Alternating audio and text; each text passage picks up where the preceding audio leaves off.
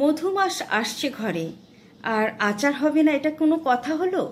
তাই তো তৈরি করে নিচ্ছি আজকে আচার। Hello everyone, this is Nusrat Tracy. Welcome to my new blog. সবাইকে ওয়েলকাম করছি আমার নতুন ব্লগ দেখার জন্য।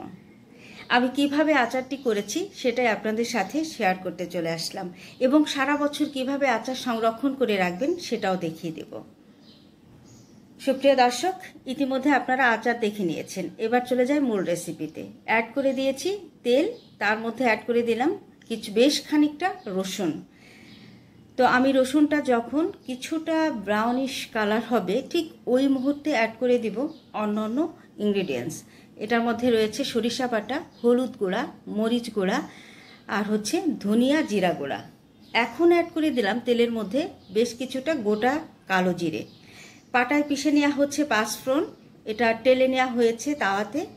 অ্যাড করে দিচ্ছি সমস্ত ইনগ্রেডিয়েন্টস, যেটার মধ্যে রয়েছে হলুদ, মরিচ, ধনিয়া জিরা গুঁড়া আর হচ্ছে কাঁচামরিচ। এখন অ্যাড করে দিলাম ধনিয়া জিরার গুঁড়া। অ্যাড করে দিচ্ছি আলতো হাতে কষিয়ে নেব বেশ খানিকটা সময়। আমার কড়াইতে আটছিল না, কড়াইটা বেশ ছোট হয়ে গেছে, তো আমি অন্য একটা কড়াইতে ট্রান্সফার করে নিয়েছি। এটাতে সুন্দরভাবে নেড়ে চেড়ে আমি কষিয়ে নিচ্ছি।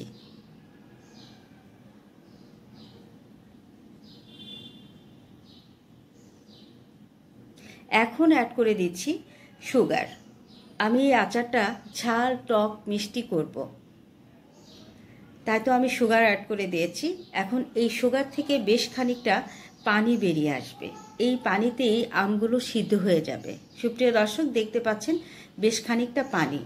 এই পানিগুলো যখন শুকিয়ে আসবে ঠিক ওই মুহূর্তে আমি আরও খানিকটা তেল অ্যাড করব। আমি সারা বছর যেহেতু আচারটা সংরক্ষণ করব, সেক্ষেত্রে অবশ্যই আমাকে আচারটা ডুবো তেলে রাখতে হবে। অ্যাড করে দিচ্ছি পাঁচফোড়ন দিয়ে আবার আলতো হাতে নেড়ে চেড়ে এখন অ্যাড করে দিচ্ছি সরিষা তেল, পরিমিত সরিষার তেল। আর আচারের কনসিস্টেন্সি দেখে আপনারা বুঝতে পারবেন যে আসলে আমি কতটুকু তেল দিয়েছি। আর এটা আসলে অনেকেই আচার করতে পারেন, কিন্তু যারা নতুন তাদের জন্য হয়তো অনেক হেল্পফুল হবে। এই আচারটি দুর্দান্ত মজার হয় খেতে, খুবই মজাদার হয়। আমি একটু গরম মশলার পাউডার দিয়ে অ্যাড করে দিয়েছি শুকনা মরিচ ভাজা। এখন অ্যাড করে দিয়েছি ভিনেগার।